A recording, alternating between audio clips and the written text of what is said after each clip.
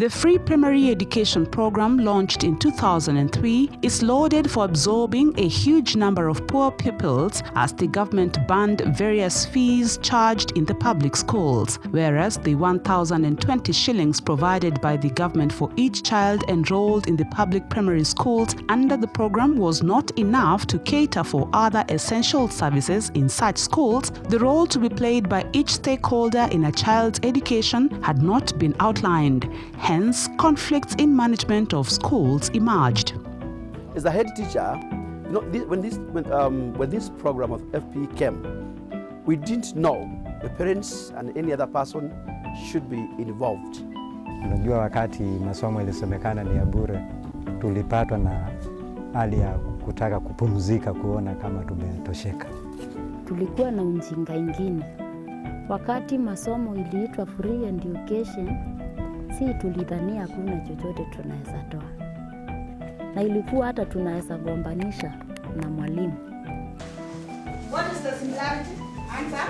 Despite the government's commitments and budgets that should have guaranteed essential services to pupils, the reality on the ground was different owing to the fact that the relationship between the government and citizens was broken. A suitable solution to this stalemate was found in the Citizen Voice and Action Project, modeled by World Vision, a global Christian relief, development and advocacy organization dedicated to working with children, families and communities to overcome poverty and injustice. Citizen Voice and Action, otherwise known as CVA, mobilizes and equips citizens to monitor government services and facilitates an advocacy methodology that results in the improvement of inadequate government-provided services.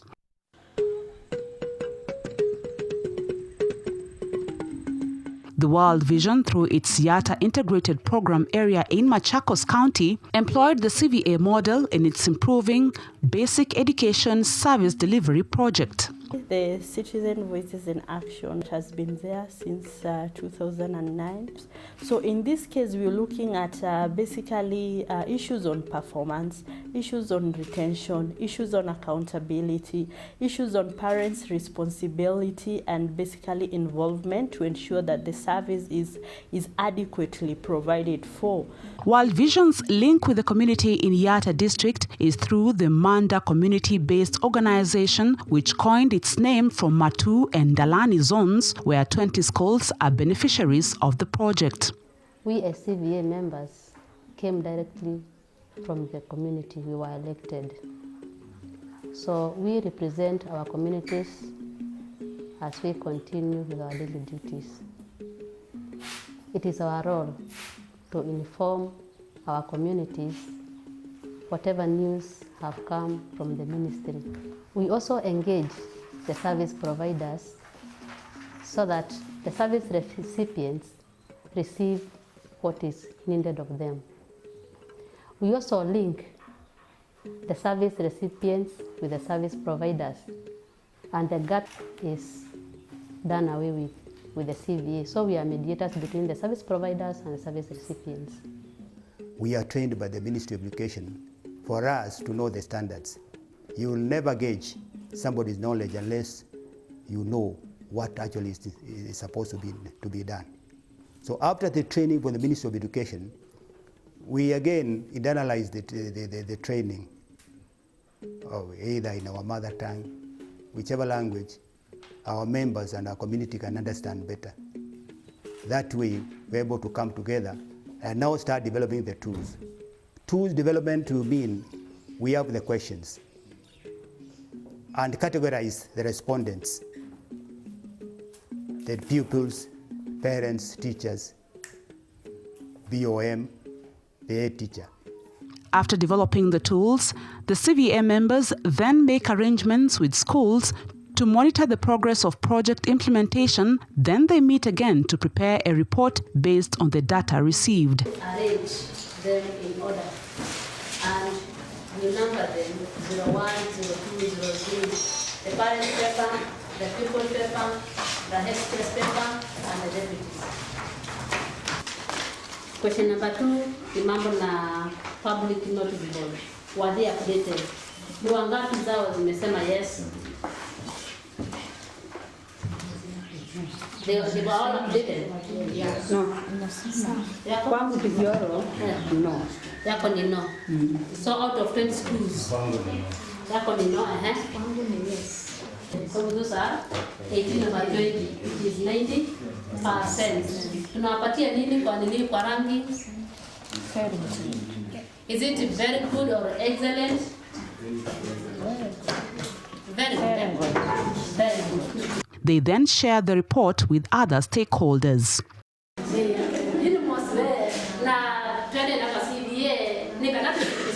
Education service delivery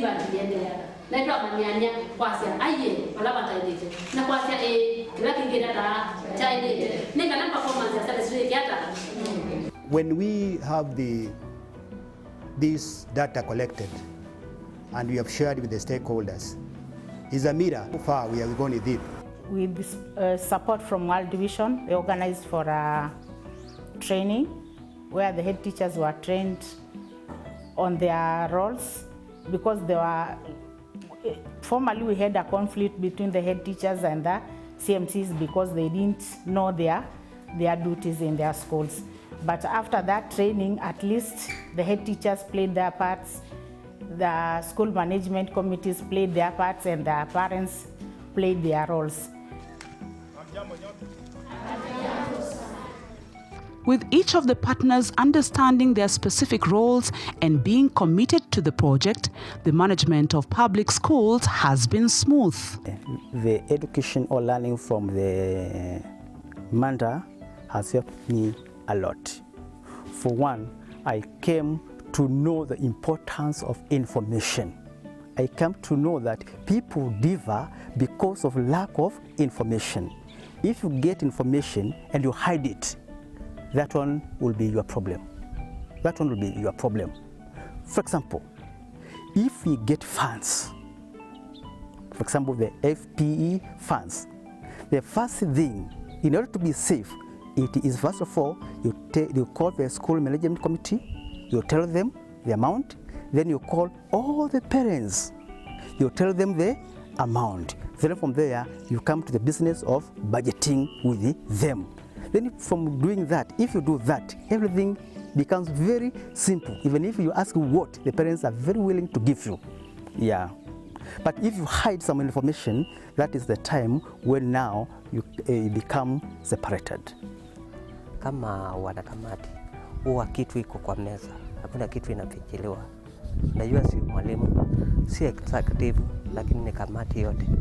Ile kitu tulikuwa tunataka kufanya ni hii, na tunaanzia hii, na tunaiona tunaanzia hii. Hii tumefanya, imefikia wapi? Ile kiasi inatumika kufikia hapo ni hii. Sasa imekamilika ama haijakamilika. Huwa hakuna kitu kinafichwa.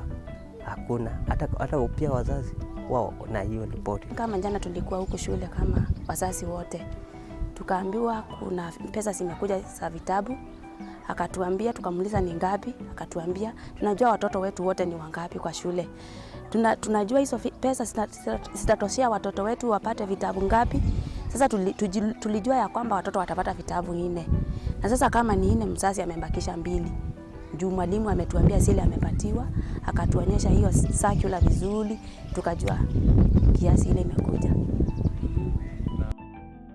Accountability issues are taken very seriously, and head teachers are required to keep proper financial records and even display expenditure on notice boards for easier access to information by parents. Simba account 1, which deals with the textbooks that are needed in every class, and we consider the needy, considering what is needful, the subject that needs more, the class that has increased in number, and so on.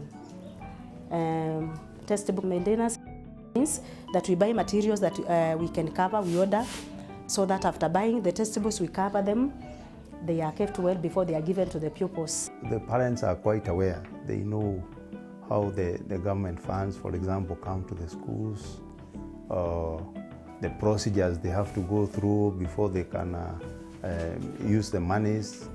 They understand the accounting procedures. This transparency and accountability has removed suspicion by parents of embezzlement of their funds by school administrators and given them the confidence to willingly contribute money for various needs in their schools. Wakati moja ile store yetu tulikuwa tunatumia pale ilikuwa imepomoroka, na watu wa health wakaja wakasema watafunga hii shule yetu. Sasa kama sisi wazazi tukauliza wazazi, tutangojea serikali ikuje ndio itutengee choo. Wakasema la. Wakati walisema la, tukasema tutoe kila mtu 800, na wazazi wakaja wakatoa na choo tukanjenga. Alafu tena tuseme kama ni mlandi, kama hii tulikuwa tunaendeza ya choo, huwa sio lazima mwanakamati awe ndio anamonita kinaendelea. Hapana, hata wewe unaweza kuwa ni mzazi tu. Ni mzazi. Sasa ikiwa ni mzazi, unajua sasa hata mimi huwa nimeridhika, manake ni mzazi, sio mwalimu na sio mwanakamati. Kama vile tulikuwa tunaendeza hii mradi ya choo, ilikuwa ni mzazi. Kwa hivyo huwa anashuhudia. My classrooms was blown away by the wind. It was during this time when teachers had gone on strike. And it is not one class, 2 classes were blown away by the wind. So I called the parents, I told them, and through Manda, which had also told them that it is their responsibility to ensure that the structures are in place. You know, parents were willing. So within a short time, the class was put back. So I can say, well, Manda has been instrumental in doing a lot. It did not change, you know, their attitude. Maybe the class by now would not have been repaired, would not have been roofed, and the children would maybe be suffering. We have a problem of lack of enough teachers and staffing. There before, the parents could not take an initiative of employing a PTA teacher because they were saying that one is for the government. Teachers should be employed by the government. But when the Manda came in, it educated the parents. They came to know the importance of employing their own PTA teacher so that their children can get adequate and quality education. Yeah. So as we speak now, we have got a PTA teacher, and he is employed and paid by the parents. The relationship between Ministry of Education officials and school administrators has also improved. The district education officers and the other chain coming down have all been involved in the trainings that we have been undertaking. And in fact, some of them have been involved in training us. Therefore, as the more we get to understand, that is also the more they are getting to understand, because I believe they are trained first before they come to train us. And for that matter, when they come to us, we do not see them as inspectors. We see them as people who have come to monitor our progress and perhaps advise us on what to do. And for that matter, we are more friendly than we used to be in the past. Linda, Abraham, good. The CVA approach has tremendously improved results in schools that have adopted it. Some of the schools that are involved in this project, like Munina, for instance, it is very good even in co-curricular activities, River Road academics. If you go to Matu HGM, it is good in the results. Yanguni, something is also happening. So you find that when people are taught, they know how to deal with issues that are facing them, it is possible to move on. The parents have developed an interest in the education of their children. So even if the parent is not well educated, but you would find they have an interest in what goes on with the child at the school. And so there is some reinforcement even when the child goes home. The parent supervises whether the child is doing the homework given at school and so on. And so in general, we have seen performance in these schools going gradually up, and the children in the Mada project area, especially in class 8 and 7, their aspiration seems to be a little bit higher than the rest. I would like to be a lawyer. I would like to be a doctor after finishing my education. When I grow up, I would be a lawyer. Tunakaa pamoja na pia tunawahusisha hata walimu, ndio tukiwahusisha pale. Hiyo miaka ambao nimekuwa nikiona tukiendelea vyema, sababu tunapowahusisha kila mtu akija na jambo lake, yote tukicombine inaleta kitu kizuri ambacho mwingine anasema tuwe na motivation ya watoto. Watoto tunafanya motivation kutoka kwa ule mtoto ambao anapata marks za chini sana. Tunamwambia sasa ukiongezea tu marks 20 kutakuwa na zawadi yako. What is your school's project operational budget for this year? MANDA is one of the 80 NGOs and CBOs in the education sector under the Machakos County Education Network, which through the County Education Board are able to oversee the implementation of and even influence education policies. Yeah, it's a good opportunity for us as a SEN to be able to enhance policy at the county level, because we are involved in the formulation of the education policy, and we have also been involved in the national in the formation of all other policies regarding education at the national level. Actually, all the 5 or so acts of parliament, the bills which were developed by the Ministry of Education, we had a key role to play. Parents are also empowered to make school administrators accountable. We are bringing in the synergies of the different players, like the CSOs,